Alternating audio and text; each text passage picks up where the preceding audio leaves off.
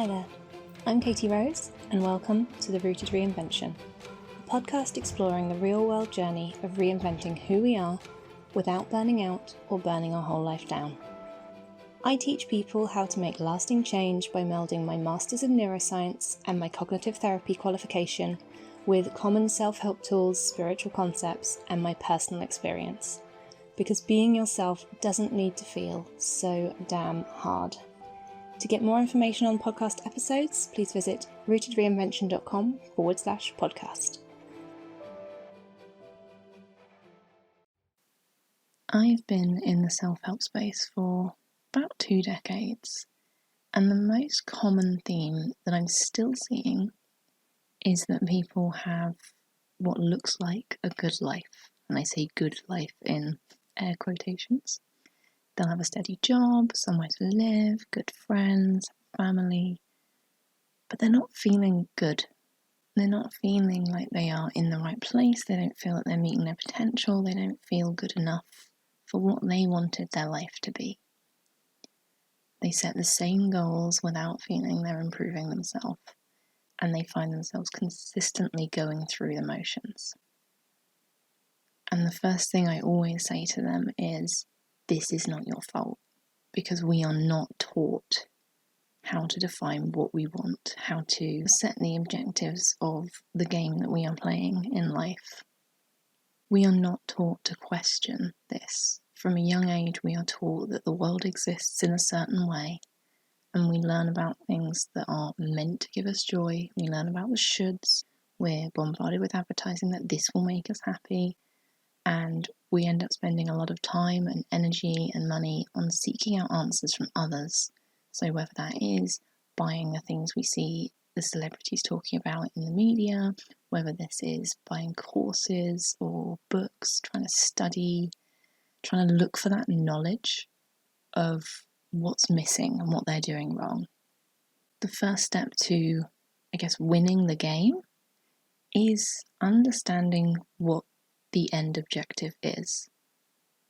If you didn't know that in Tetris your aim is to clear lines and therefore you needed to put the blocks so that they would fill the gaps, if you never worked that out, you would really struggle to play that game, certainly for very long.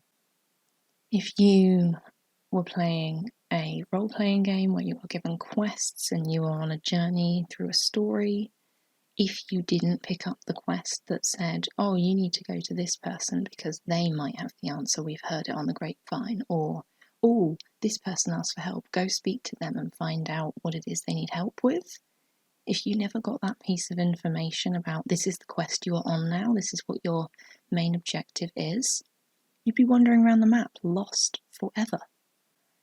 And I feel like this is how we are in our lives because we're not taught the objective of our game, and we are not taught that we can check the map and we can ask around and that we can think about what we want and pick our own quest. We are just told, here is school, here is work, here is family life, here is retirement, this is the path. So thinking about who you are is always a result of what past you did or what you do. The first step is always to define what it is you want, define the objectives of your game. So what does successful life balance, thinking about last week's episode, or reaching your potential, or living a good authentic life, however you want to phrase it, what does that look like to you? Is it that you want to wake up in the morning feeling awake, not needing a ton of coffee or multiple naps across the day?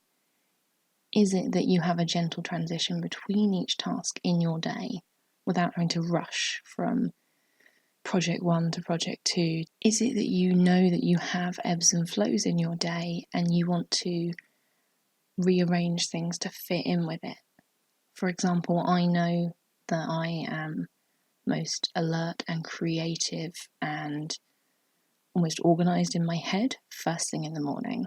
So I am recording this in the morning. I try to record these in the morning because that is when my brain works, that is when my creativity is highest, that is when I feel most alive. It's also why I'm kind of low in volume, because my husband is snoring next door and I don't want to wake him. But until we define what our objective is, we won't know if we're close to that goal or not. We won't know if we've reached that goal or not. We won't know if we're on the right path. We won't know what steps to take to get there. Like, we're just going to be completely lost until we know where we're going. And much like kind of knowing what your current level is in a game, exploring what you want to achieve is the only way to kind of measure progress. But again, we are not taught how to consider what we want, to think about what quest we want to pick up next, to really define for us what joy or happiness or success or a well-lived, authentic life looks like. You know, we get marketed it all the time, but actually for every person it's different. Seeing images of people sunbathing on a beach with their laptop doesn't appeal to me. I want to see someone in ripped jeans in their garden with their cat. That's very much how I see my life and what I would like success to look like. So thinking about what you want really involves getting curious about your sort of life context. So knowing what you want is not a logical, practical process. And this is something that took me a long time to really understand. Part of it comes from feedback in your body and your emotional responses as well. So even things like considering the life you currently live and looking at the things that get missed, the way you feel, the way your body responds, the things that fire you up, things that drain you. And it can be as simple as, if you have a shower versus a bath, does one relax and rejuvenate you more? When you have a cup of tea or a cup of coffee at different times of the day, do they do different things for you in terms of how they make you feel? If you have any unusual responses, like you're drawn to napping a lot at the moment when normally you're not a napper, or being pulled into a shop that you wouldn't normally frequent and you can't really explain why, paying attention to these little cues is like listening to whatever your soul or your desires or your true feelings want, and just following that and seeing those threads and kind of weaving them together a little bit, looking for those threads that have been there under the surface throughout your life. That is your compass, and that is all you need to follow to start finding what it is you want and defining what it is that you want. So if you are feeling lost and want to discover what it is you actually want so that you can take some action, map out your path, start making progress towards it, consider the themes of what you're already doing. Look at the context of your life so far. Think about the game you are playing and look at the path you have taken. If you can't find the objectives ahead of you, what have you already done? What way have you already come? Because you've probably been following those cues subconsciously or unconsciously. So I remember, if I look back at my childhood about what made me passionate, what things swayed me at certain life decisions, I remember even at the age of sort of 7 or 8, teaching people in the playground. I was a natural mentor. I would play with the children who were a year or two younger than me, and I would be talking to them about how they could be problem solving their friendship problems, or how to play a game that was for 4 players when they had 3. I was a natural teacher, mentor, problem solver. And equally, when I look back at my values, I've always had this steadfast sense of honour.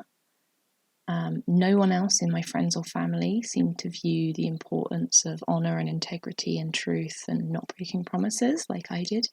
And this goes back so far that I can't quite figure out where I got it from.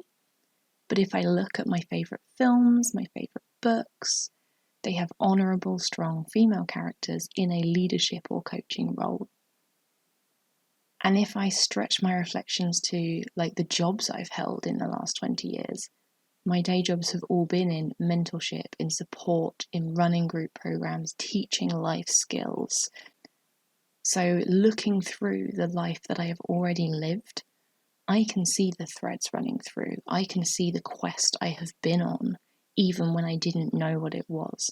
And that can help me define where I want to go in the future. That can help me define, well, clearly my objective at the end of this is to continue leading, coaching, teaching, speaking, educating, because that is what I've always done, and doing it from a place of honour and truth and integrity, because that is what I have always done. That is who I am.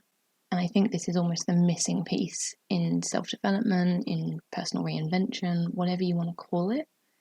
If we don't know who we are on the inside already, and like those roots that we have, we really struggle to grow as a tree and to extend our branches and to feel fulfilled and successful. I know that I am here to say that we can design our lives and it doesn't need to feel so damn hard, and that we don't really know what we want because we didn't know we could ask. So think of this as your starting point. A surgeon plans out surgery, but they know what their objective is, and they know why they are there because of the symptoms the patient has had up to that moment. An architect and builder make plans together. Physician tailors common knowledge to an individual person. And yet we don't plan out our day-to-day life, we don't tailor our experiences, we often pick goals or landmarks, but it's often that we don't know where we're going. And that's no wonder we feel so lost all the time. Really, I just want to say we don't have to continue feeling lost. We can look backwards and reflect on who we've always been. We can think about the game we're playing in our current life, the roots of who we are at the moment, and we can then make a plan to move forward and then start making progress because we know where we're heading. If this is something you want to dive into more, I do have a free resource called the Rooted Roadmap, which specifically will take you through a few of the steps that I recommend to get started in this kind of process, which includes kind of journal prompts, sort of questions like I've been asking in today's podcast about how we can think about and reflect on the roots of who we are at the moment and how we can then reinvent from those roots rather than having to start from scratch each time. As always, stay safe. I hope everyone in your life is well, and thank you so much for listening. I'll speak to you again next week. Bye. Thanks for listening, and as always, you can find out more at rootedreinvention.com. Take care, remember you are more capable than you often realise, and I'll see you next time. Bye.